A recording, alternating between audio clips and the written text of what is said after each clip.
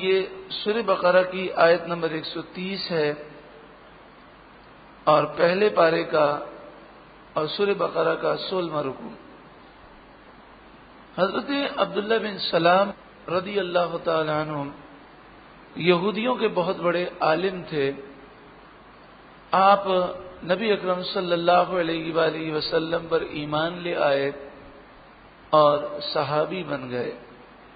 جب آپ مسلمان ہو گئے تو آپ نے اپنے دو بھتیجوں، ایک بھتیجے کا نام مہاجر تھا اور دوسرے کا نام سلمہ تھا، تو آپ نے اپنے دونوں بھتیجوں مہاجر اور سلمہ کو یہ پیغام دیا۔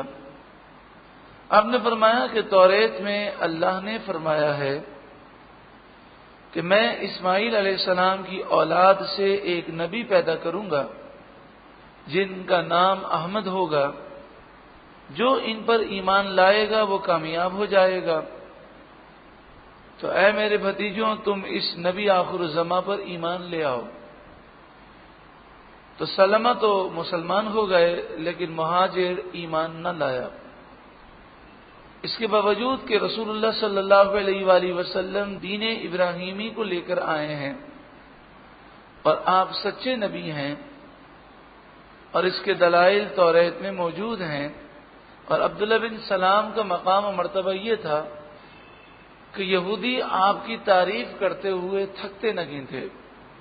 جب حضرت عبداللہ بن سلام رسول اللہ کی بارگاہ میں آئے اور ایمان لے آئے اور انہوں نے حضور کی بارگاہ میں یہ کہا کہ یا رسول اللہ صلی اللہ علیہ وآلہ وسلم، توریت میں آپ کا ذکر بالکل واضح تھا، اس میں کوئی شبہ نہیں تھا کہ آپ ہی آخری نبی ہیں اور آپ کے اوصاف ہم جانتے ہیں۔ پھر انہوں نے عرض کیا رسول اللہ صلی اللہ علیہ وآلہ وسلم، آپ کے پاس جب یہودی آئیں تو آپ ان کے سامنے ذکر مت کیجئے گا کہ عبداللہ بن سلام مسلمان ہو گیا ہے، بلکہ پہلے میرے متعلق پوچھئے گا کہ عبداللہ بن سلام کے بارے میں تمہاری رائے کیا ہے۔ جب یہودی رسول اللہ صلی اللہ علیہ وآلہ وسلم کے پاس آئے تو آپ صلی اللہ علیہ وآلہ وسلم نے فرمایا کہ تمہارا ایک عالم ہے عبداللہ بن سلام، اس کے بارے میں تمہاری کیا رائے ہے؟ انہوں نے کہا کہ اس جیسا عالم یہودیوں میں نہیں، اور وہ تو توریت کو سب سے زیادہ جاننے والا بڑا ہی پرہیزگار ہے، اور وہ بہت ذہین ہے، زیرک ہے، بڑی تعریفیں کی۔ تو آپ صلی اللہ علیہ وآلہ وسلم نے فرمایا اے یہودیوں، تم مجھ پر ایمان لاؤ، دیکھو تمہارا اتنا بڑا عالم عبداللہ بن سلام مجھ پر ایمان لے آیا ہے، اور اس نے گواہی دی ہے کہ آپ وہی نبی ہیں کہ جن کی بشارت ہمیں توریت میں دی گئی۔ تو وہ یہودی کہنے لگے عبداللہ بن سلام مسلمان ہو گیا، وہ تو بالکل جاہل آدمی ہے، اس کو تو توریت کا کچھ پتہ ہی نہیں ہے۔ تو جو اتنی شہادتوں کے باوجود بھی دین اسلام سے، جو کہ تمام نبیوں کا دین ہے، اور خصوصاً یہ حضرت ابراہیم علیہ السلام کا دین ہے، اور یہ بات یاد رہے کہ جتنے نبی جو پیغام لے کر آئے وہ اسلام کا لے کر آئے، لیکن شریعتیں مختلف لے کر آئے، مگر حضرت ابراہیم علیہ السلام اور رسول اللہ کی جو شریعت ہے وہ ایک ہی شریعت ہے۔ صرف چند باتوں میں ضرورت زمانے کی وجہ سے رسول اللہ صلی اللہ علیہ وآلہ وسلم پر فرق نازل ہوا، باقی آپ صلی اللہ علیہ وآلہ وسلم دین اسلام لے کر آئے اور شریعت وہی لے کر آئے جو حضرت ابراہیم علیہ السلام نے شریعت کو نافذ فرمایا۔ اس پر یہ آیت کریمہ نازل ہوئی وَمَن يَرْغَبُ عَن مِّلَّةِ إِبْرَاهِيمَ۔ دیکھیں یرغب رغبت سے یاد رکھیں، رغبت کے معنی ہوتا ہے کسی کی طرف مائل ہونا، لیکن عربی زبان بڑی وسیع اور عریض ہے کہ ذرا سی تبدیلی سے معنی تبدیل ہو جاتے ہیں، اور بڑی اس میں وسعت ہے۔ اگر یرغبو کے بعد ان آ جائے تو معنی تبدیل ہو جاتے ہیں۔ اب یرغبو کا معنی رغبت نہیں ہوگا بلکہ نفرت ہو جائے گا۔ اگر یرغبو کے بعد ان آ جائے تو معنی رغبت نہ ہوگا بلکہ نفرت، روح گردانی۔ رغبت کے معنی ہے کسی کی طرف مائل ہونا، اور یہاں معنی ہو جائے گا کسی کی طرف سے دور بھاگنا۔ وَمَن يَرْغَبُ عَن مِّلَّةِ ابراہیم، اور کون ہے من کون یرغب عن ملت ابراہیم، ابراہیم علیہ السلام کی شریعت سے روگردانی کرے، دور بھاگے. کون ہے اور کون ہے جو ابراہیم علیہ السلام کی شریعت سے، ملت ابراہیمی سے دور بھاگے، روگردانی کرے؟ الا مگر من سفیہ نفسہ، ایسا وہی کرے گا جس نے اپنے نفس کو بے وقوف بنا دیا. سفیہ بے وقوف بنایا، بے عقل بنایا، ناسمجھ بنایا. نفس ہو اپنے آپ کو، تو جو بے وقوف ہوگا وہی دین اسلام کو، جو کہ دین انبیاء بھی ہے اور اس میں جو شریعت ہے وہ شریعت ابراہیمی ہے، اس سے روگردانی وہی کرے گا. وَلَقَدِ اصْطَفَيْنَاهُ فِي الدُّنْيَا، اصطفینا اس کے معنی ہے ہم نے چن لیا. نبی اکرم صلی اللہ علیہ وآلہ وسلم کا ایک اسم مصطفیٰ ہے. مصطفیٰ کے معنی ہے چنے ہوئے، تو اصطفینا ہم نے چن لیا. وَلَقَدْ اور ضرور بے شک اصطفیناہ ہم نے ابراہیم علیہ السلام کو چن لیا، فی الدنیا دنیا میں، کہ ہزاروں سال گزر گئے، آج بھی دیکھیں ابراہیم علیہ السلام کا ذکر اور آپ کی شان کا ذکر قائم و دائم ہے، اور ابراہیم علیہ السلام کی محبت لوگوں کے دلوں میں قائم و دائم ہے. ان کے طریقوں اور ان کی سنتوں کو آج بھی ہم اپناتے ہیں. عقد جہاں صلی اللہ علیہ وسلم سے پوچھا گیا یہ قربانیاں کیا ہیں، تو فرمایا تمہارے باپ ابراہیم علیہ السلام کی سنت ہے. اور ضرور بے شک ہم نے انہیں چن لیا دنیا میں. وَإِنَّهُ اور بے شک وہ فی الآخرتی آخرت میں لمن الصالحین ضرور صالحین میں سے ہیں. یہاں مراد ہے آخرت میں ضرور وہ اللہ کے مقرب بندوں میں سے ہیں. یہ سارا مقام و مرتبہ جو اللہ نے دیا، اللہ نے انہیں ایسی فطرت پر پیدا فرمایا کہ آپ ہر وقت رب کی بارگاہ میں جھکے رہے. اذ یاد کرو جب، قال فرمایا، لہو ابراہیم علیہ السلام سے، ربہ ان کے رب نے، اسلم اے ابراہیم اپنی گردن جھکا دے، اپنی جان اپنا مال میرے سپرد کر دے. قال عرض کی، اسلمت میں نے گردن جھکا دی، لرب العالمین رب العالمین کے لیے. آپ نے کس طرح گردن جھکائی کہ جو رب کی مرضی اس پر آپ نے سب کچھ قربان کر دیا. مسلمان اسلم یسلم اسلاما فهو مسلم، اس کے معنی یہی ہیں گردن جھکانے والا، اپنا سب کچھ اللہ کی بارگاہ میں سپرد کرنے والا. آپ نے دیکھا ہوگا کہ کسی کا نام جو ہے حسین ہوتا ہے لیکن وہ حسین ہوتا نہیں ہے، کسی کا نام جمیل ہوتا ہے لیکن جمال اس میں نہیں ہوتا. تو یہی حال آج ہمارا ہے کہ کہلاتے ہم مسلمان ہیں، لیکن اسلام کی جو حقانیت ہے اور حقیقی طور پر مسلمان کسے کہتے ہیں، مسلمان کامل کون ہے، وہ مسلمان کامل کی کوئی صفت ہم میں نہیں پائی جاتی. اللہ ہمیں مسلم کامل بنائے کہ اپنی جان اپنا مال سب کچھ رب کی مرضی پر قربان کر دیں. بوصا اور وصیت فرمائی،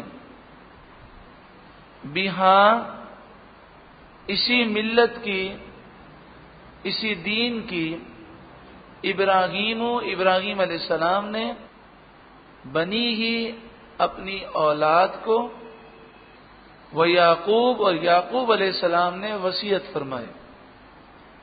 یعنی دین اسلام کی، اسی ملت اسلامیہ کی وصیت ابراہیم علیہ السلام نے بھی اپنے بیٹوں کو فرمائی اور حضرت یعقوب علیہ السلام نے بھی اپنے بیٹوں کو فرمائی. اس میں یہودیوں اور عیسائیوں کا رد ہو رہا ہے کہ یہودی دین اسلام کو چھوڑ کر یہودیت پر آ گئے اور عیسائی عیسائیت پر آ گئے۔ یہودیت میں بھی شرک ہے، حضرت عزیر کو وہ اللہ کا بیٹا کہتے ہیں، خدا کہتے ہیں، الہ کہتے ہیں، معبود کہتے ہیں۔ عیسائیت میں بھی شرک ہے کہ وہ حضرت عیسیٰ علیہ السلام کو اللہ کا بیٹا، خدا، الہ اور معبود سمجھتے ہیں۔ تو لہذا یہودیت اور عیسائیت کا اسلام سے کوئی تعلق نہیں ہے۔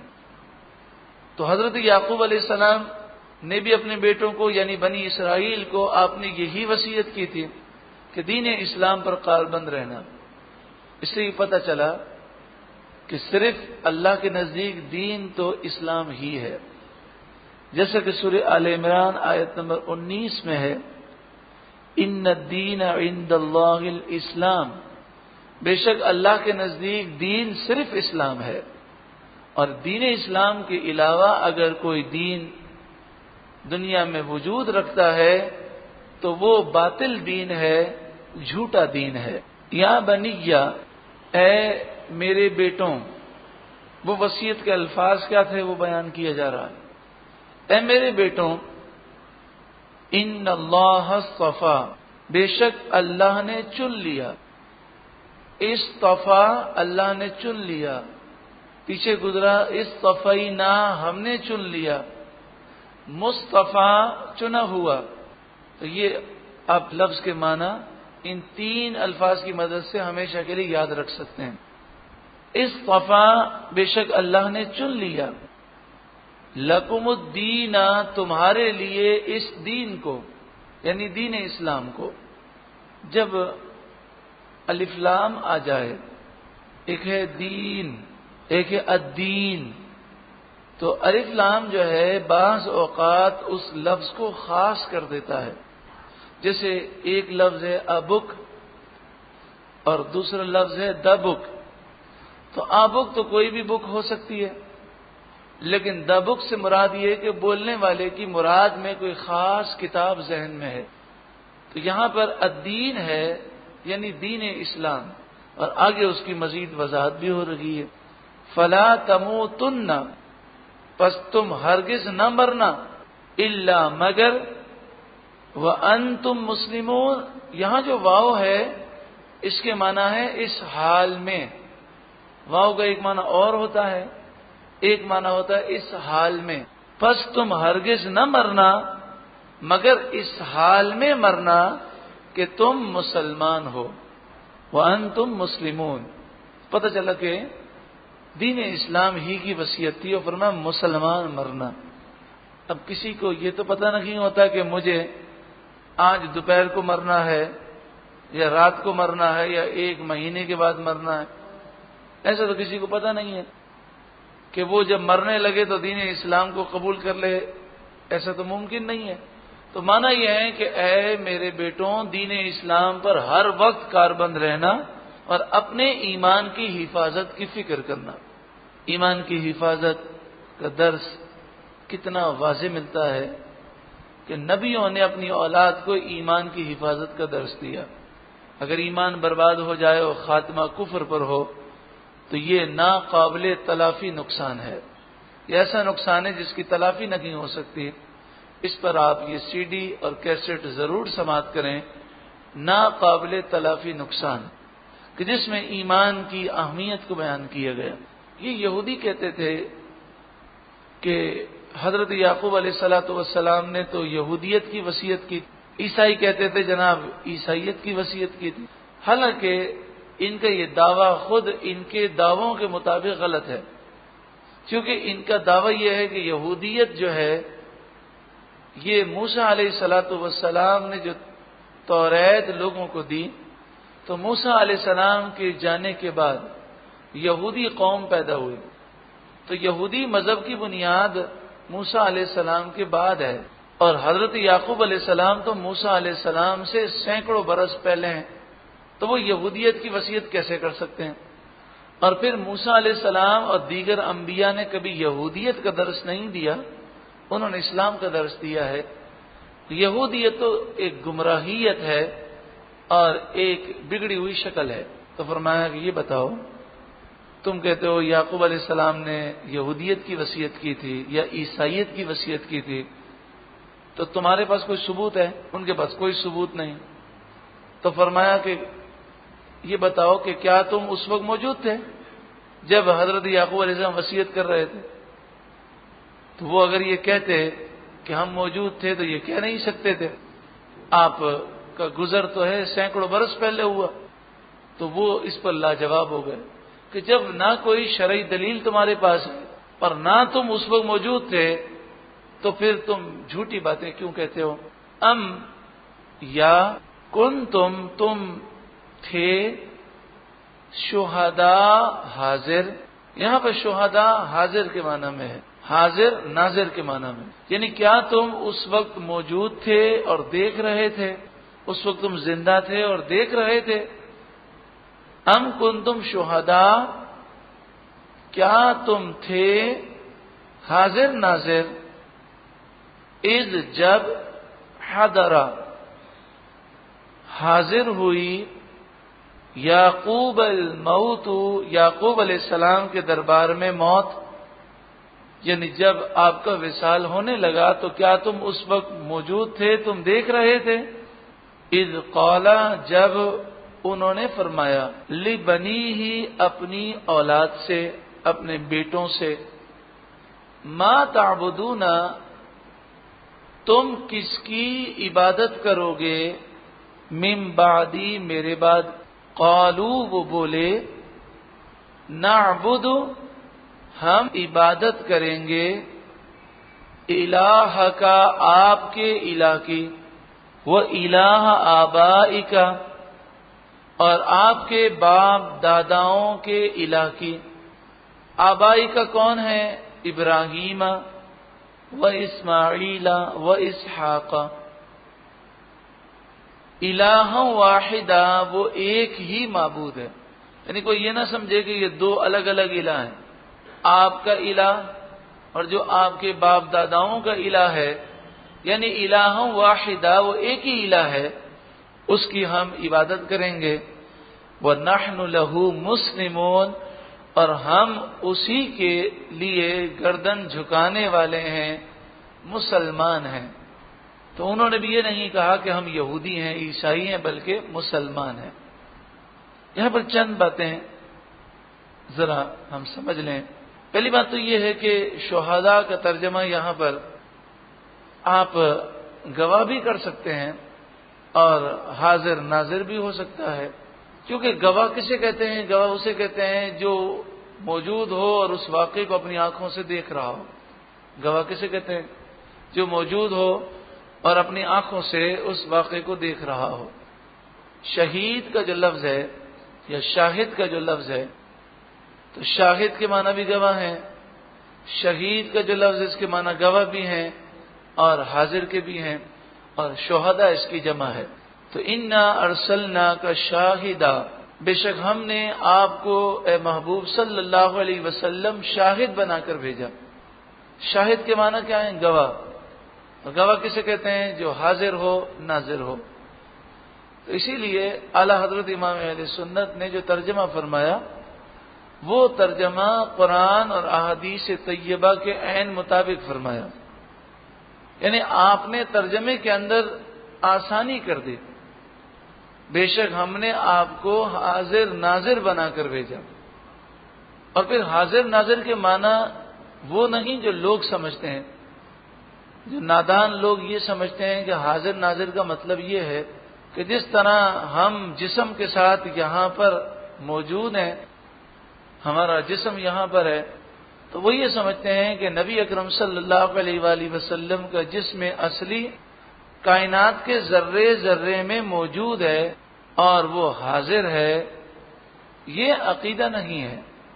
عقیدہ یہ ہے کہ نبی اکرم صلی اللہ علیہ وآلہ وسلم کا جسم اصلی قبر انور میں، روضہ اقدس میں جلوہ افروز ہے، آپ وہاں حاضر ہیں، زندہ ہیں، حیات ہیں بِإِذْنِ اللہ، اور آپ کو کل نفس ذائقۃ الموت کے تحت ایک آن کے لیے موت آئی، آپ نے موت کا مزہ چکھا، اور پھر اللہ نے وہ زندگی عطا فرمائی جو اس دنیاوی زندگی سے زیادہ طاقتور ہے، زیادہ افضل ہے، اور آپ قبر انور میں جلوہ افروز ہو کر پوری کائنات کو دیکھتے ہیں، سب کے اعمال سے واقف ہیں، اور سب کے اعمال پر آپ اللہ کی بارگاہ میں کل بروز قیامت گواہی دیں گے، اس لیے آپ کو گواہ کہا گیا،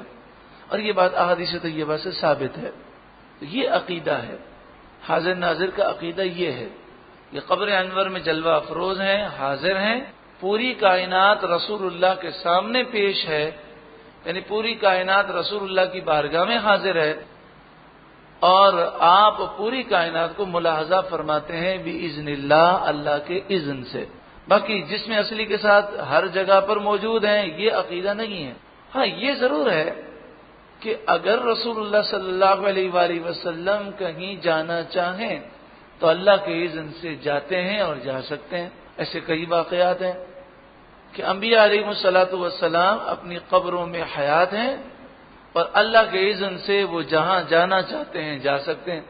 جیسے موسیٰ علیہ السلام شب معراج قبر میں نماز پڑھ رہے تھے، حدیث ہے کہ رسول اللہ صلی اللہ علیہ وسلم نے فرمایا، میں نے موسیٰ علیہ السلام کی قبر بھی دیکھی جب میں براق پر جا رہا تھا، اور میں نے دیکھا وہ قبر میں کھڑے ہو کر نماز ادا کر رہے ہیں، اور جب رسول اللہ بیت المقدس پہنچے تو موسیٰ علیہ السلام آپ کے استقبال کے لیے وہاں موجود تھے، اور جب رسول اللہ چھٹے آسمان پر پہنچے تو موسیٰ علیہ السلام وہاں بھی استقبال کے لیے موجود تھے۔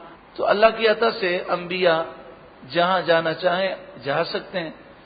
پھر دیکھیں شب معراج مسجد اقصی میں کم و بیش 1,24,000 انبیاء مسجد اقصی میں حاضر تھے، تو وہ جسم کے ساتھ آئے تھے، اور اپنی قبر انور سے اب یہاں جلوہ افروز تھے، اور رسول اللہ کے پیچھے انہوں نے نماز ادا کی۔ اور نماز جو ہے وہ روح ادا نہیں کرتی، جسم ادا کرتا ہے، کیونکہ نماز کس چیز کا نام ہے؟ رکوع کا نام ہے، سجدے کا نام ہے، اور اٹھنا بیٹھنا یہ جسم کا کام ہے۔ روح تو جسم نہیں رکھتی، ایسا جسم جو ہمارا جسم ہے۔ پھر آسمانوں پر انبیاء علیہ الصلوۃ والسلام سے رسول اللہ نے ملاقاتیں کی، تو اس سے معلوم ہوا کہ انبیاء اپنی قبروں سے جانا چاہیں اور کسی مقام پر تشریف لے جانا چاہیں تو باذن اللہ جا سکتے ہیں۔ تو یہ عقیدہ کہ رسول اللہ محفل میلاد شریف میں تشریف لاتے ہیں، تو اس کو یوں سمجھ لیں کہ لا سکتے ہیں، کسی پر کرم فرمانا چاہیں اور اس کی محفل میں جلوہ افروز ہو جائیں تو یہ رسول اللہ کا کرم ہے، لیکن ہر محفل میں ضرور تشریف لاتے ہیں یہ کوئی عقیدہ نہیں۔ اگر کوئی یہ سمجھتا ہے کہ ہر محفل میں رسول اللہ ضرور تشریف لائیں گے تو یہ تو رسول اللہ کے جو کرم پر موقوف ہے، وہ آنا چاہیں تو آ سکتے ہیں، اور جس پر کرم فرمانا چاہیں اسے خواب میں آ جاتے ہیں، اور جس پر کرم فرمانا چاہیں بیداری میں تشریف لے آتے ہیں۔ حضرت امام جلال الدین سیوطی الشافعی علیہ رحمہ، جن کا سنہ وصال 911 ہجری ہے، 10ویں صدی ہجری کے بزرگ ہیں، تمام حدیث کو جاننے والے انہیں محدث، فقیہ اور مفسر تصور کرتے ہیں۔ آپ کے بارے میں تمام ہی سیرت نگاروں نے یہ بات لکھی کہ آپ کو بیداری میں رسول اللہ کا دیدار 75 مرتبہ ہوا، تو یہ تو رسول اللہ کا کرم ہے جس پر ہو جائے۔ لیکن حاضر ناظر کا عقیدہ یہ ہے قبر انور میں جلوہ افروز ہیں، اور آپ صلی اللہ علیہ وآلہ وسلم پوری کائنات کو ملاحظہ فرماتے ہیں، خاص طور پر امتیوں کے اعمال کو آپ دیکھتے ہیں۔ عاشق رسول کے لیے لمحہ فکریہ ہے کہ ہمارے محسن آقا ہمیں دیکھ رہے ہیں، ہمارے اعمال سے واقف ہیں، ہمارے اعمال ان کی بارگاہ میں پیش کیے جاتے ہیں۔ تو عاشق رسول کی اگر نماز قضا ہو جائے، وہ بدنگاہی کرے، وہ رسول اللہ کی جب نافرمانی کرے، تو ذرا تصور کرے رسول اللہ کا دل کتنا دکھتا ہوگا، کتنے رسول اللہ رنجیدہ ہوتے ہوں گے۔ آج اگر ہمارا بیٹا ہمارا کہنا نہ مانے اور ہمارے سامنے ہماری نافرمانی کرے تو کتنا ہمارا دل ٹوٹتا ہے، کتنے ہم رنجیدہ ہوتے ہیں. تو رسول اللہ صلی اللہ علیہ وآلہ وسلم تو باپ سے بڑھ کر ہم سے پیار فرماتے ہیں، اور کتنا پیار فرماتے ہیں. بس یہ تصور ہی عاشق رسول کو پیدا ہو جائے، وہ کبھی رسول اللہ کی سنتوں کو چھوڑ نہیں سکتا، نافرمانی نہیں کر سکتا. اس آیت کریمہ میں وَإِلَٰهَ آبَائِكَ کے الفاظ ہیں. آپ کے آبا کا الہ، آبا ابن کی جمع ہے، اور ابن باپ کو کہتے ہیں. اب آگے آبا کی وضاحت کی گئی، ابراہیم، اسماعیل، اسحاق. حضرت یعقوب علیہ الصلوۃ والسلام کے بیٹوں نے یعقوب علیہ السلام سے کہا تھا کہ آپ کے آبا کے الہ کی ہم عبادت کریں گے. تو یعقوب علیہ الصلوۃ والسلام کے جو باپ ہیں، جو سگے باپ ہیں، جو والد ہیں، وہ تو اسحاق علیہ السلام ہیں، اور اسماعیل علیہ السلام حضرت یعقوب علیہ السلام کے چچا ہیں، اور ابراہیم علیہ السلام حضرت یعقوب علیہ السلام کے دادا ہیں. تو یہاں پر آبا کا لفظ ہے اور یہ اب کی جمع ہے، لیکن اب یعنی باپ کی جب تفصیل بتائی گئی تو دادا کا ذکر ہے، چچا کا ذکر ہے. اور حضرت اسماعیل علیہ السلام حضرت یعقوب علیہ السلام کے وہ چچا ہیں جو بڑے چچا ہیں، یعنی تایا ہیں، اور والد کا ذکر ہے. تو اس سے یہ معلوم ہوا کہ لفظ اب جو ہے وہ عربی میں باپ کے لیے بھی بولا جاتا ہے، یعنی سگے باپ کے لیے، والد کے لیے بھی، اور تایا کے لیے، چچا کے لیے بھی، اور دادا کے لیے بھی. تو لہذا جہاں جہاں قرآن پاک میں ہے کہ ابراہیم علیہ السلام نے اپنے اب سے، اپنے باپ سے آپ نے یہ فرمایا کہ اے میرے باپ آزر آپ شرک نہ کریں، یہ جو فرمایا، تو حضرت ابراہیم علیہ والسلام کے جو والد تھے، جو سگے باپ تھے، وہ تو مومن تھے، وہ تو موحد تھے. تو آزر کا جو ذکر ہے، امام جلال الدین سیوطی الشافعی علیہ رحمہ اور کئی بزرگوں نے تحقیق فرمائی کہ آزر کے بارے میں لوگوں کو غلط فہمی ہو گئی. آزر حضرت ابراہیم علیہ والسلام کا والد نہیں، بلکہ وہ آپ کا چچا ہے. لیکن چچا کے لیے اب کا لفظ استعمال ہوتا ہے، اور قرآن میں بھی استعمال ہوا، تو وہاں بھی اسی عربوں کی عادت کے مطابق وہاں پر لفظ اب ہے. جیسے ہمارے یہاں پر تایا کو بڑے ابا کہتے ہیں، بعض خاندانوں میں بڑے ابا جی کہتے ہیں، تو وہ ابا جی تو نہیں ہے، بلکہ وہ ابا جی بھی کیسے ہے کہ ہم کہتے ہیں بڑے ابا جی. تو اس سے مراد یہ ہے کہ یہ تایا کی تعظیم میں یہ جملہ کہا جاتا ہے. تو حضرت ابراہیم علیہ والسلام کے والد وہ مومن تھے، توحید کو جاننے والے تھے، اور رسول اللہ کے والدین بھی توحید کو ماننے والے تھے. کیونکہ رسول اللہ صلی اللہ علیہ وآلہ وسلم کی صحیح حدیث ہے جس پر بڑی تحقیق فرمائی امام جلال الدین سیوطی الشافعی علیہ رحمہ نے، کہ رسول اللہ نے فرمایا میں آدم علیہ والسلام سے منتقل ہوتا رہا، پاک پیٹھ میں رہا اور پاک رحم میں رہا، یعنی میرے آبا و اجداد میں کوئی مشرک نہیں گزرا. حضرت اسماعیل علیہ السلام کی عمر ایک روایت کے مطابق 137 برس ہوئی. حضرت اسحاق علیہ السلام کی عمر 180 سال، 180 سال، اور حضرت یعقوب علیہ السلام کی عمر 147 سال، 147. حضرت اسماعیل علیہ السلام حضرت اسحاق علیہ السلام سے 14 سال بڑے تھے. تو اسماعیل علیہ السلام بڑے ہیں، اسحاق علیہ السلام آپ 14 سال کے بعد پیدا ہوئے، اور حضرت ابراہیم علیہ السلام کی عمر 175 سال ہوئی. آگے ارشاد فرمایا تلک امۃ قد خلت، یہ عظیم الشان گروہ ہے، قد خلت جو گزر گیا. یہاں تل کا جو ہے، تل کا امتن، اس سے مراد یہ انبیاء کا گروہ ہے، یہ صالحین کا گروہ ہے. اور جو قد خلت کے معنی ہے وہ دنیا میں تشریف لائے اور پھر دنیا سے وہ گزر گئے اور انہوں نے دنیا سے پردہ فرما لیا. لہا ما کسبت، اس گروہ کے لیے وہ ہے جو اس نے کمایا، ولکم، اور تمہارے لیے ما کسبتم وہ ہے جو تم نے کمایا. انہوں نے ایمان لانے کے ساتھ ساتھ وہ تو ایمان ہی رکھتے تھے، کیونکہ انبیاء تو کسی وقت بھی ایمان سے محروم نہیں ہوتے، اور صالحین ایمان پر کاربند رہے، عمل صالحہ وہ کرتے رہے. اور اے یہودیوں، اے عیسائیوں، تمہارا عمل کیا ہے؟ تم شرک کرتے رہے. اور جو مشرک ہو، جو کسی کو اللہ کے سوا خدا سمجھے، وہ تو کافر ہے، اس کے تو سارے اعمال برباد ہیں. تو اب تم یہ نہ کہو کہ ہم ان کی اولاد ہیں تو ہمیں جنت مل جائے گی.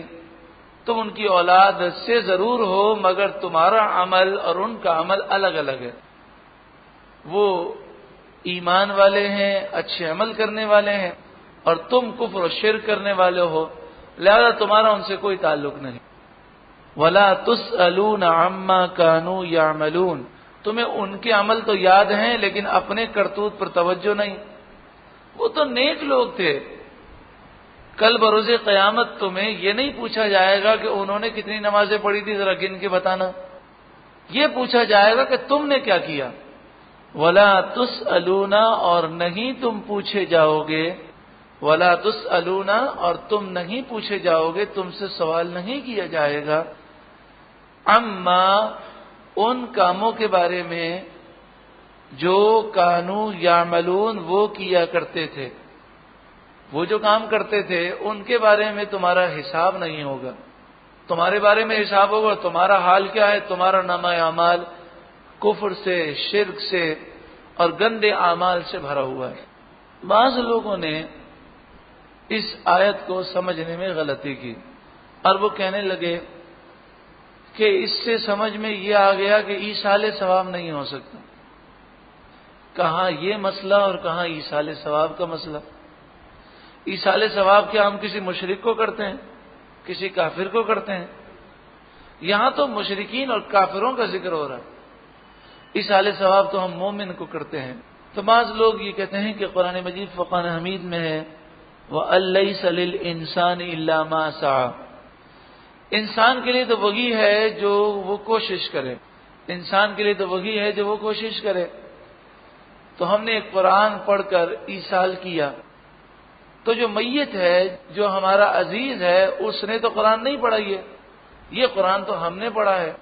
تو وہ کہتے ہیں جب ہم نے یہ قرآن پڑھا تو پھر ہم یہ ایصال کیسے کر سکتے ہیں، انہیں فائدہ کیسے پہنچ سکتا ہے؟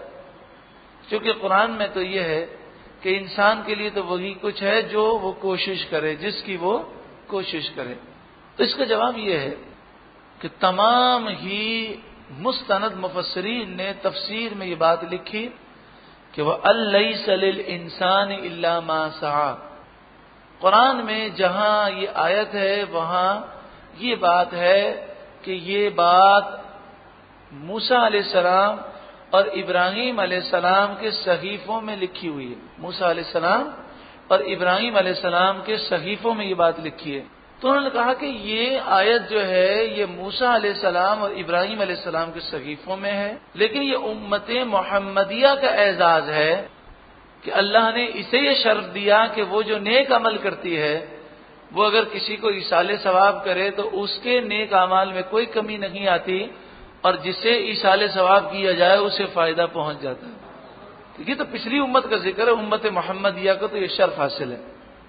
اس کی دلیل میں مفسرین نے حضرت عبداللہ بن عباس مفسر قرآن صحابی رسول کا قول پیش کیا کہ حضرت عبداللہ بن عباس رضی اللہ تعالی عنہما نے فرمایا، قرآن مجید فقان حمید سورہ طور آیت نمبر 21 میں ارشاد ہے والذین آمنوا، اور وہ لوگ جو ایمان لائے، واتبعتهم ذریتهم بایمان، اور جن کی اولاد بھی مسلمان ہے. وہ لوگ جو مسلمان ہوئے اور ان کی اولاد بھی مسلمان ہوئی. اب جب وہ جنت میں جائیں گے تو جنت میں انہیں الگ الگ نہیں رکھا جائے گا. الحقنا بہم ذریتہم، ہم ان کی اولاد کو ان سے ملا دیں گے. وہ آبا و اجداد جو نیک صالح ہیں، وہ اعلیٰ درجے میں ہیں، اور ان کے بیٹے، ان کے پوتے یا ان کی نسل کے جو ہیں وہ جنت میں تو گئے رہے گے لیکن اتنے اعمال نہیں ہیں. تو جو ادنا درجے میں ہوں گے باپ دادا اور دیگر رشتہ داروں کی وجہ سے انہیں اعلیٰ درجے میں پہنچا دیا جائے گا. وما علتناہم من عملہم من شیء، اور ہم ان کے عمل میں کچھ کمی نہ کریں گے. یعنی باپ دادا کو یا جو لوگ اعلیٰ درجے میں ہوں گے ان کو نکال کر ادنا میں نہیں رکھا جائے گا، بلکہ ادنا درجے میں جو رشتہ دار ہوں گے ان کو اعلیٰ درجے میں پہنچا دیا جائے گا. تو بتائیے اعلیٰ درجے میں پہنچنے کے لیے تو بہت نیک اعمال چاہیے. تو یہ رشتہ داروں نے اتنے نیک اعمال تو کیے نہیں ہوں گے، تو انہیں فائدہ کیسے پہنچے گا؟ اپنے باپ داداؤں کے نیک اعمال کا فائدہ انہیں پہنچے گا کہ نہیں؟ تو حضرت عبداللہ بن عباس فرماتے ہیں دیکھیں اس آیت سے ثابت یہ ہوا کہ مومن کا فائدہ پہنچتا ہے لیکن اس کے اعمال میں کوئی کمی نہیں ہوتی. تو یہ مسائل اور دیگر کئی آیتیں ہیں، کئی احادیث ہیں جس سے ایصال ثواب ثابت ہوتا ہے کہ جو ہم پڑھ کر ثواب پہنچاتے ہیں اس کا فائدہ ان مرحومین کو ضرور پہنچتا ہے. اسی طرح دیکھیں اگر وَأَلَّيْسَ لِلْإِنسَانِ إِلَّا مَا سَعَىٰ کو کوئی بنیاد بنائے اور کہے کہ انسان جو کوشش کرتا ہے اسی کا فائدہ اسے پہنچتا ہے، تو بتائیے ہم کسی کے لیے دعا کریں تو اس دعا کا فائدہ اسے پہنچتا ہے کہ نہیں؟ ماں باپ کی دعا سے اولاد کو فائدہ پہنچتا ہے کہ نہیں؟ تو بتائیے اولاد نے تو دعا وہ نہیں کی، دعا تو کس نے کی؟ ماں باپ نے کی. تو کوشش تو انہوں نے کی لیکن فائدہ اولاد کو پہنچا کہ نہیں؟ مسلمان کے وہ بچے کہ جو نابالغ ہوں اور وہ نابالغی میں انتقال کر جائیں تو بتائیے انہوں نے کوئی نیک اعمال تو نہیں کیا. وہ تو بہت چھوٹے تھے، اتنے نہ سمجھتے کہ انہوں نے کلمہ بھی نہیں سیکھا بھی اور کلمے کے معنی بھی نہیں سیکھے، لیکن وہ ماں باپ کے ساتھ جنت کے اندر ہوں گے. تو ماں باپ کی نیکی کا فائدہ انہیں پہنچے گا. اور اسی طرح جو بچہ کچا ہو اور وہ انتقال کر جائے یعنی حمل گر جائے تو حدیث پاک میں ہے کہ وہ ناف پکڑ کر آئے گا، رب العالمین فرمائے گا جنت میں چلا جا، تو وہ جنت کے دروازے پر کھڑا رہ جائے گا اور وہ اللہ تعالی سے بحث کرے گا اور کہے گا کہ میں اس وقت تک جنت میں نہیں جاؤں گا جب تک کہ میرے ماں باپ کو جنت میں نہ بھیج دیا جائے. اس کے ماں باپ ہوں گے جہنم میں لیکن ہوں گے مومن، مگر ہوں گے گناہ گار. مومن ہونے کے باوجود، خاتمہ ایمان پر ہونے کے باوجود گناہوں کی وجہ سے جہنم میں ہوں گے. تو وہ جھگڑا کرے گا تو اللہ تبارک و تعالی فرمائے گا اے کچے بچے، اے رب سے جھگڑنے والے، جا اپنے ماں باپ کو بھی جنت میں لے جا. تو دیکھیں ایک کچے بچے سے کہ جس کے مرنے پر ماں باپ نے صبر کیا اس کی وجہ سے ماں باپ کو جنت مل گئی. تو مومن کے نیک اعمال سے دوسرے مومن کو فائدہ پہنچتا ہے. حدیث میں موجود ہے کہ جہاں پر ایک مومن صالح رہتا ہو تو 40 گھر دائیں، 40 گھر بائیں، 40 گھر آگے، 40 گھر پیچھے اللہ تعالیٰ بلاؤں کو نافذ نہیں فرماتا، بلاؤں کو نہیں اتارتا. اور جب کسی مومن صالح کو قبرستان میں دفن کیا جائے تو 40 قبریں دائیں بائیں آگے پیچھے سے عذاب قبر اٹھا لیا جاتا ہے. تو یہ ساری برکتیں دوسرے کے اعمال کی وجہ سے مل رہی ہیں. تو یہ قرآن و احادیث طیبہ سے ثابت ہے. ایصال ثواب کا جو انکار کرتا ہے وہ قرآن و حدیث کو سمجھا نہیں ہے. اسی طرح آپ دیکھیں حج بدل ہے. کسی کے ماں باپ ہیں ان پر حج فرض تھا لیکن وہ حج نہ کر سکے، انہوں نے سستی کی اور حج نہ کیا، انتقال کر گئے. اب ان کا بیٹا ان کی طرف سے حج بدل کرتا ہے تو آپ کو معلوم ہے کہ یہ تو ایک شرعی مسئلہ ہے کہ ماں باپ کی طرف سے حج ادا ہو جائے گا اور یہ جو قرض تھا یہ ادا ہو گیا یا ساقط ہو گیا. تو بتائیے ماں باپ نے تو حج نہیں کیا، حج بدل کون کر رہا ہے؟ بیٹا کر رہا ہے. تو دوسرے کی کوششوں سے، عبادت سے ماں باپ کو فائدہ پہنچ رہا ہے. یہی تو ایصال ثواب ہے. اللہ تبارک و تعالی ہمیں دین کی صحیح سمجھ عطا فرمائے. اصل میں سب سے بڑی گمراہی کی وجہ یہی ہے کہ لوگوں نے یہ خیال کیا کہ ہمیں رسول اللہ کی احادیث کی کوئی ضرورت نہیں. اور رسول اللہ سے جن صحابہ کرام نے قرآن سمجھا ان کی زندگیوں ان کے اقوال کی ہمیں کوئی حاجت نہیں. بس ایک آیت پڑھی، پورے قرآن پر نہ ان کی نظر، نہ تمام احادیث پر نظر، نہ صحابہ کرام کے تمام اقوال ان کی زندگیوں پہ نظر. بس ایک آیت پڑھی، اس کا ترجمہ پڑھا اور پھر اس سے ایک مفہوم نکال لیا. خود بھی گمراہ ہوئے، دوسروں کو بھی گمراہ کیا.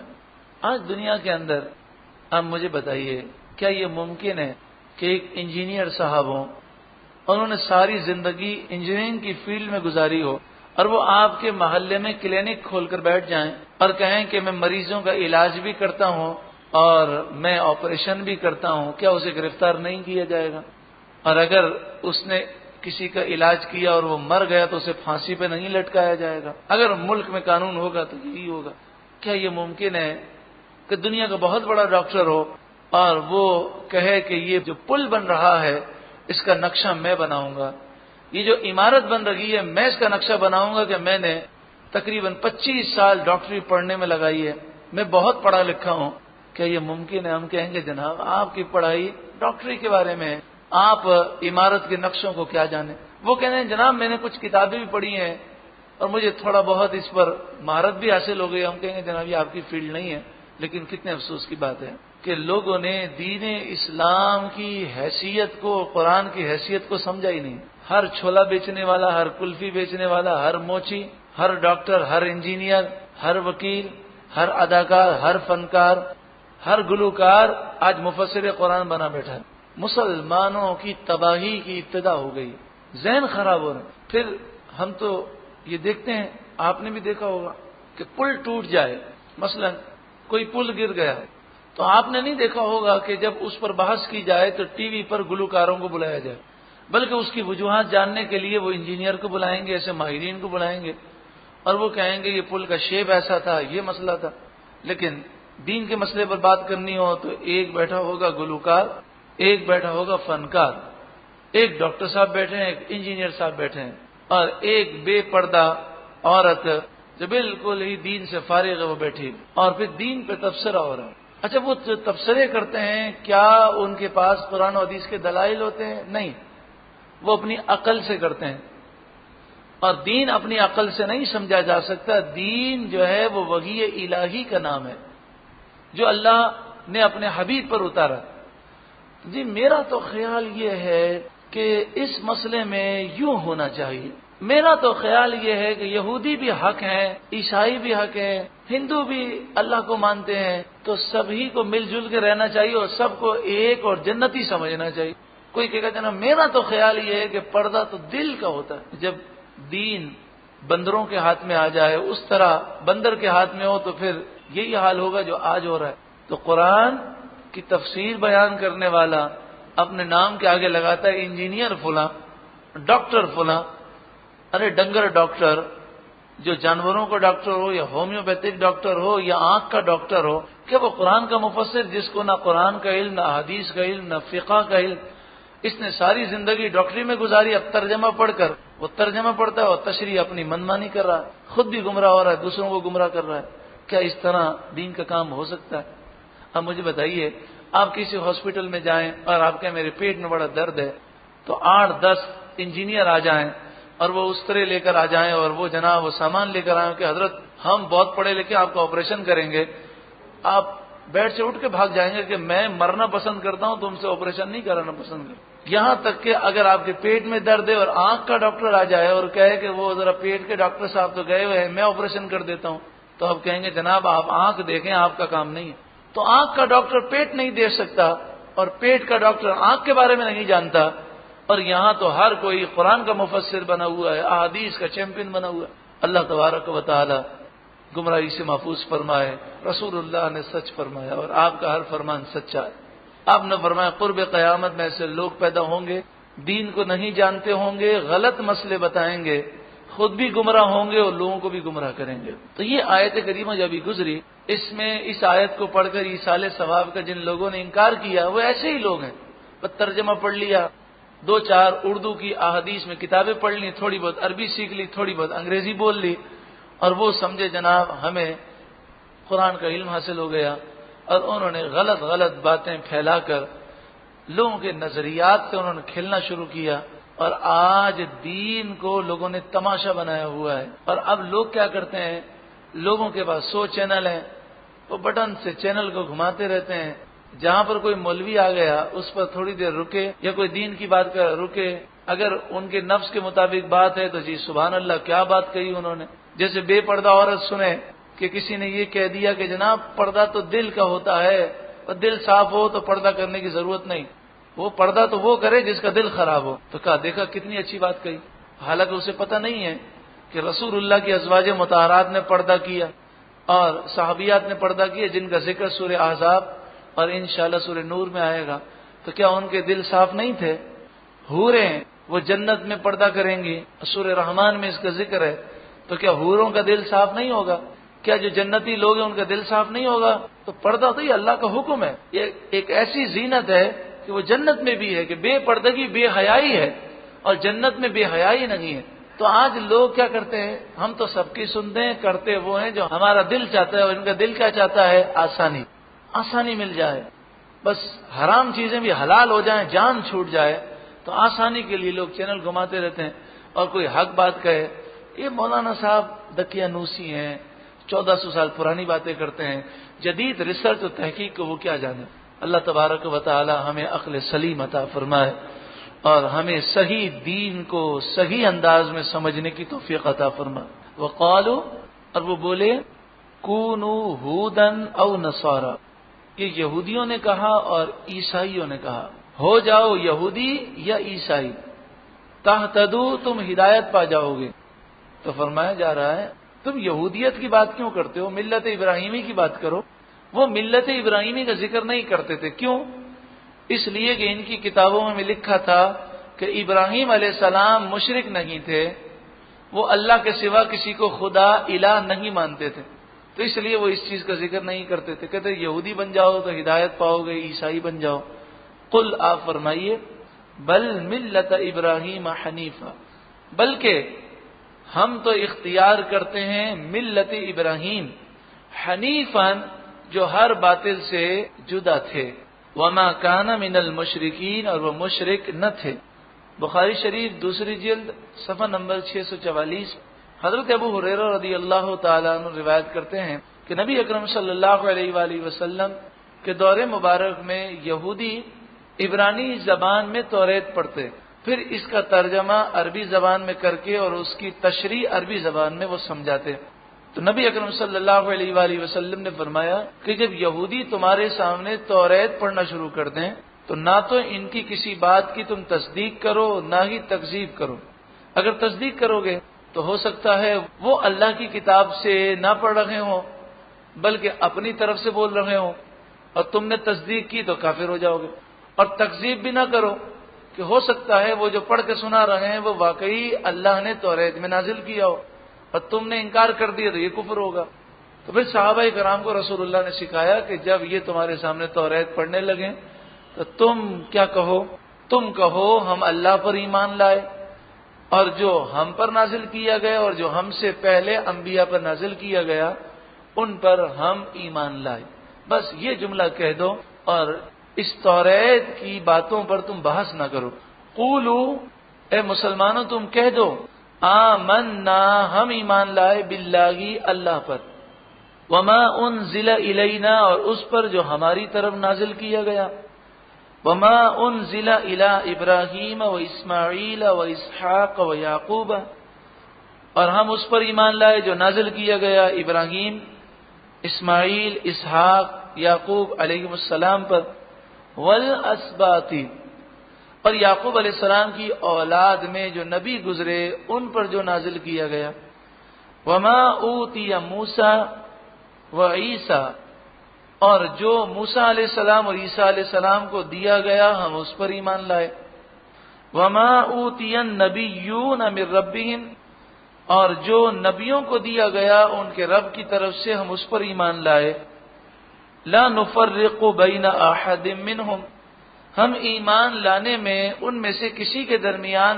فرق نہیں کرتے، یعنی ہم کسی کو مانیں اور کسی کا انکار کریں ایسا نہیں کرتے۔ ہاں، فضیلت کا فرق اپنی جگہ ہے، کہ رسول اللہ صلی اللہ علیہ وآلہ وسلم سب سے افضل ہیں، پھر ابراہیم علیہ السلام کا مقام ہے، پھر موسیٰ علیہ السلام اور عیسیٰ علیہ السلام کا مقام ہے، پھر حضرت نوح علیہ السلام کا مقام ہے، پھر دیگر انبیاء کا مقام ہے۔ لا نفرق بین احد منہم، ہم ان کے درمیان فرق نہیں کرتے، یعنی ایمان لانے میں فرق نہیں کرتے، سب پر ایمان لاتے ہیں، یہودیوں کی طرح یا عیسائیوں کی طرح نہیں کہ وہ بعض نبیوں کو مانیں اور بعض کا انکار کریں۔ وَنَحْنُ لَهُ مُسْلِمُونَ، اور ہم اسی کے لیے گردن جھکانے والے مسلمان ہیں۔ فَإِنْ آمَنُوا، پھر اگر وہ ایمان لائیں، بِمِثْلِ مَا آمَنْتُمْ بِهِ، اس کی طرح ایمان لائیں جس طرح اے مسلمانوں تم ایمان لائے، فَقَدِ اهْتَدَوْا، تو بے شک وہ ہدایت پا گئے۔ یہ خطاب صحابہ کرام سے، یعنی اے صحابہ کرام اگر یہ تمہاری طرح ایمان لے آئیں تو ہدایت پائیں گے۔ تو صحابہ کرام کا دامن انسان چھوڑ نہیں سکتا، کیونکہ قرآن نے صحابہ کرام کے ایمان کو معیار مقرر کیا۔ تو جب قرآن نے کہہ دیا بِمِثْلِ مَا آمَنْتُمْ بِهِ، تو اب صحابہ کرام کی سیرت اور آپ کے اقوال کو سمجھنا بھی ضروری ہے، تاکہ پتہ چلے کہ ان کا ایمان کیسا تھا۔ تو ان کے ایمان جیسا ایمان ہوگا تو قابل قبول ہے۔ وَإِن تَوَلَّوْا، اور اگر وہ پھر گئے، فَإِنَّمَا هُمْ فِي شِقَاقٍ، تو وہ ضد میں ہیں، یعنی حق واضح ہو چکا، شقاق کے معنی ضد، تو وہ صرف اور صرف ضد میں ہیں، سمجھنے کے باوجود وہ انکار کرتے ہیں۔ فَسَيَكْفِيكَهُمُ اللَّهُ، پسند قریب اللہ ان کے مقابلے میں آپ کو کافی ہے، ان یہودیوں کے مقابلے میں محبوب آپ کو اللہ کافی ہے۔ پھر ایک وقت وہ آیا کہ بنو قینقاع اور بنو ندیر کو رسول اللہ نے مدینہ منورہ سے نکال دیا، اور بنو قریظہ کے 600 ان غداروں کو جنہوں نے اسلامی ریاست کے خلاف غداری کی اور رسول اللہ کو شہید کرنے کی کوششیں کی، انہیں پھر قتل کر دیا گیا۔ اس طرح یہودی ذلیل و رسوا ہوئے۔ فَسَيَكْفِيكَهُمُ اللَّهُ، یہ وہ آیت کریمہ ہے کہ جس میں یہ درس ہے کہ جسے اللہ کی مدد مل جائے اس کے دشمن ذلیل و رسوا ہوتے ہیں۔ حضرت عثمان غنی رضی اللہ تعالیٰ عنہ 40 دن سے روزے سے تھے، باغیوں نے آپ کا محاصرہ کیا تھا، 40 دن سے آپ نے پانی نہیں پیا تھا، کھانا نہیں کھایا تھا، روزے پر روزہ، اور دوپہر کے وقت آپ کی آنکھ لگ گئی تو رسول اللہ کا دیدار نصیب ہوا۔ عثمان غنی رضی اللہ تعالیٰ عنہ نے عرض کی، یا رسول اللہ میرے ساتھ یہ معاملہ کیا گیا، فوج موجود ہے، وہ لڑنے کو تیار ہے، لیکن عثمان غنی کہتے ہیں کہ رسول اللہ کا شہر مدینہ منورہ، میں اس میں خون بہانا نہیں چاہتا، میں اس کی حرمت کو نقصان نہیں پہنچانا چاہتا، ان باغیوں کو سمجھاؤ، اپنی جان خطرے میں ڈالی ہوئی۔ صحابہ کرام نے اس مکان کا محاصرہ کیا ہوا ہے اور باغیوں کو اندر داخل ہونے سے روک رہے ہیں۔ حضرت عثمان غنی رضی اللہ تعالیٰ عنہ کی آنکھ لگتی ہے، رسول اللہ کا دیدار ہوتا ہے، عرض کرتے ہیں تو فرماتے ہیں عثمان فکر مت کرو، بس اب تکلیف کے لمحات ختم ہوئے۔ عرض کیا رسول اللہ 40 دن سے روزے سے ہوں، فرمایا غم مت کرو، آج تم حوض کوثر سے افطار کرو گے۔ آنکھ کھلی، خوش ہو گئے، اور آپ نے قرآن مجید فقان حمید کا نسخہ کھولا اور قرآن کی تلاوت شروع کی، اور آپ الحمد سے پڑھنا شروع ہوئے۔ اس آیت کریمہ پر پہنچے فَسَيَكْفِيكَهُمُ اللَّهُ، یعنی یہ جو مقام ہے، یہ رکوع جو ہے، یہاں تک پہنچے۔ اس دوران باغیوں نے یہ کیا کہ وہ آگ جلائی انہوں نے، اور اس طرح انہوں نے حرکت کی گویا کہ وہ عثمان غنی کے گھر کو جلانا چاہتے ہیں۔ تو صحابہ کرام سارے آگ بجھانے کے لیے آئے، تو پیچھے انہیں موقع مل گیا تو پیچھے سے وہ کود گئے اور انہوں نے حضرت عثمان غنی کو شہید کر دیا۔ تو وہ خون جب اڑا تو اس کے قطرے اس آیت کریمہ پر گرے، فَسَيَكْفِيكَهُمُ اللَّهُ۔ یہ کوئی خیالی یا قیاسی بات نہیں، اسے بہت بڑے مفسر علامہ قرطبی نے لکھا. علامہ قرطبی نے تفسیر قرطبی دوسری جلد صفحہ نمبر 143 پر لکھا کہ وہ خون کے مبارک قطرے جو ہیں شہید کے، یہ اس آیت کریمہ وغیرہ. اور یہ کہا جاتا ہے کہ استنبول میں وہ قرآن کا نسخہ آج بھی ہے کہ جس پر یہ صفحہ کھلا ہوا ہے اور اسی آیت پر خون عثمان رضی اللہ تعالی عنہ کے قطرے نظر آتے ہیں. اب ہوا یہی کہ جن باغیوں نے حضرت عثمان غنی کو شہید کرنے کی کوشش کی اور جو اس شہادت میں شریک ہوئے، یعنی جنہوں نے ظلم کیا، وہ تباہ و برباد ہو گئے، دنیا میں وہ عبرت کا نشان بن گئے. تو مظلوم کبھی بھی ناکام نہیں ہوتا. اصل تو ناکامی ظالم کی ہے کہ دنیا بھی برباد ہوتی ہے اور آخرت بھی برباد ہوتی ہے. وہو السمیع العلیم، اور وہی سننے والا علم والا ہے. صبغۃ اللہ، اللہ کا رنگ ہم لیتے ہیں. یہ ان عیسائیوں کا رد ہے کہ 7ویں دن وہ اپنے بچے کو پیلے پانی سے غسل دیتے اور اس پانی کو وہ معمودیہ، میم عین میم واو، معمودیہ کہتے اور کہتے کہ اب اس پر عیسائیت کا رنگ چڑھ گیا. اگر کوئی عیسائیت قبول کرتا تو اسے بھی وہ پیلے پانی سے، خاص قسم کے پیلے پانی سے غسل دے. تو فرمایا یہ بھی کوئی رنگ ہے کہ دوسری مرتبہ غسل کرے گا تو اتر جائے گا. ہم نے تو اللہ کے رنگ کو لیا ہے، یعنی اسلام کا رنگ ہم نے لے لیا ہے. اور یہ رنگ ایسا ہے کہ یہ کبھی زندگی میں نہیں اترے گا. اگر ہمارے جسم کے ٹکڑے ٹکڑے کر دیے جائیں پھر بھی اسلام کا رنگ باقی رہے گا. ومن احسن من اللہ صبغہ، اللہ کے رنگ سے بہتر کس کا رنگ ہے. وَنَحْنُ لَهُ عَابِدُونَ، اور ہم اسی کے لیے عبادت کرنے والے ہیں. تو جب انسان اسلام پر عمل کرتا ہے تو اس پر رنگ چڑھتا ہے، جیسا کہ حدیث پاک اور بزرگان دین کے اقوال کے مطابق یہ بات ثابت ہے کہ تہجد کے سجدے چہرے کا نور بڑھا دیتے ہیں اور عبادت سے چہرے پر نور آتا ہے. جیسا کہ قرآن پاک میں سیماہم فی وجوہہم من اثر السجود، سجدوں کی رونق اور نور ان کے چہروں پر ہے. صحابہ کرام کا ذکر ہے. اور بخاری شریف پہلی جلد صفحہ نمبر 25، بخاری شریف پہلی جلد صفحہ نمبر 25، مسلم شریف پہلی جلد اور صفحہ نمبر 126 پر یہ حدیث ہے کہ حضرت ابو ہریرہ رضی اللہ تعالی عنہ راوی ہیں، نبی اکرم صلی اللہ علیہ وسلم نے فرمایا ان امتی یدعون یوم القیامت غرا محجلین من آثار الوضوء، میری امت جب کل بروز قیامت آئے گی اسے بلایا جائے گا تو اس حالت میں آئے گی کہ وضو کے جو مقامات ہیں وہ نور سے چمک رہے ہوں گے.